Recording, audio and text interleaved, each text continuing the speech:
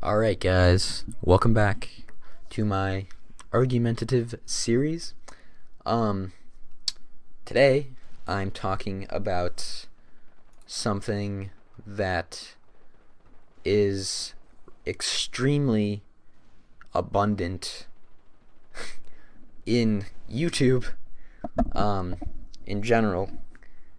Like, it's the comment section of YouTube is littered with these type of things, and it's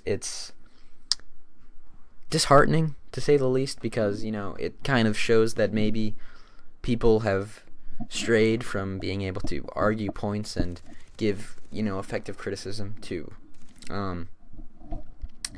maybe falling into the trap of accusing others and just all that nonsense.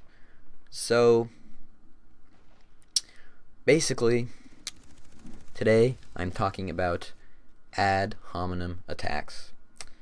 Now, basically, ad hominem is a attack that, instead of attacking an issue or a point, it attacks the arguer instead of the argument. And excuse me. Basically, it usually comes about through emotion. Something that arguers, debaters, we try to avoid.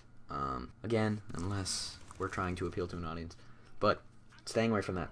It usually comes about when people get angry, when they turn to subjective views instead of objective views.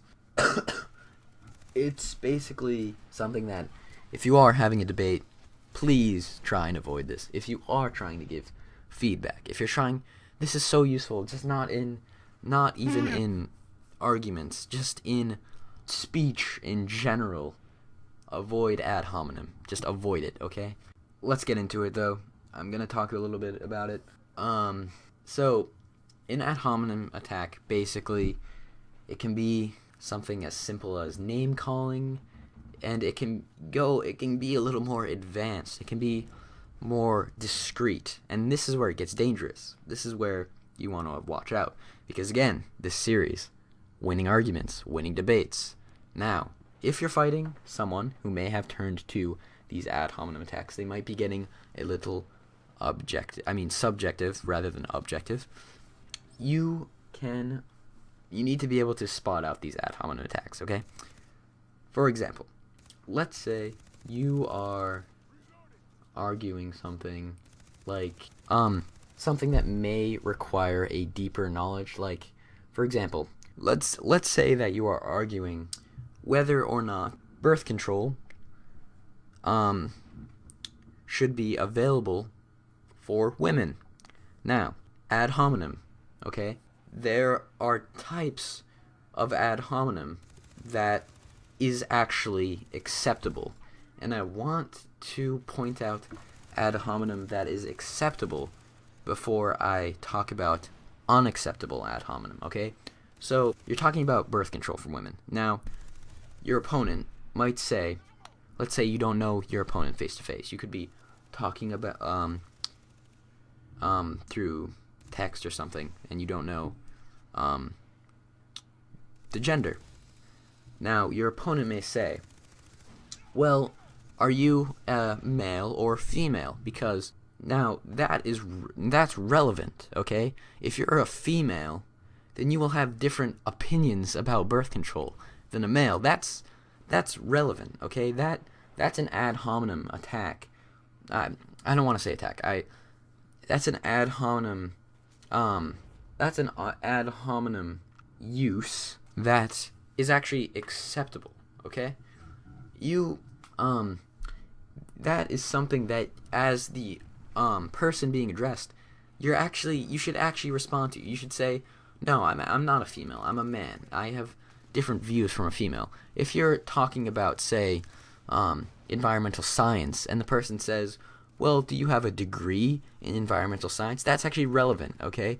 You may not like it if you don't have the degree in environmental science, but you are sort of obligated to say, like, I don't have a degree in environmental science, or I do, because if you do have a degree in environmental science, you obviously are bringing different facts to the table than someone who is just some guy sitting on a couch all day. Okay, there's different things, but now we're moving on to ad hominem that is completely pointless, and the stuff that is littering YouTube and disgusting in my own eyes, okay?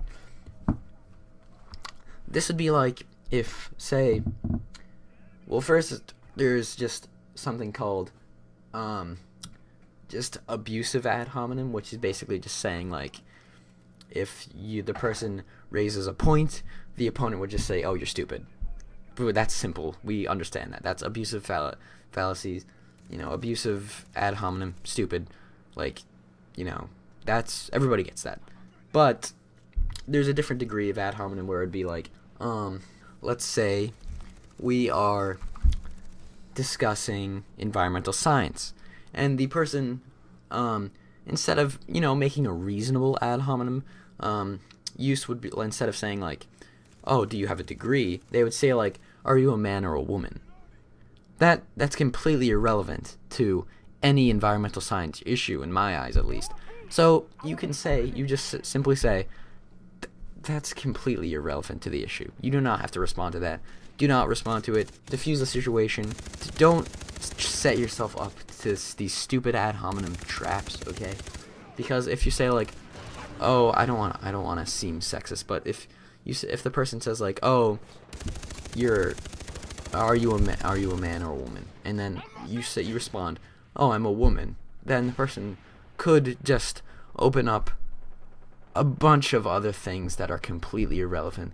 More ad hominem, stupid stuff. Just avoid it. Keep it objective. Avoid the stupid stuff, okay? So, yeah. Ad hominem can be, it can be acceptable at some times, but the times it is are very limited. So, just avoid it in general, in my honest opinion. But, yeah. So now you can now interpret, understand, know when it's appropriate to respond, when it isn't appropriate to respond, and that's extremely useful. So, thank you for watching. Again, I'm gonna continue this series. I really like it. Like, personally, this interests me. So, yeah. I hope you enjoyed. You can subscribe if you want to see more stuff.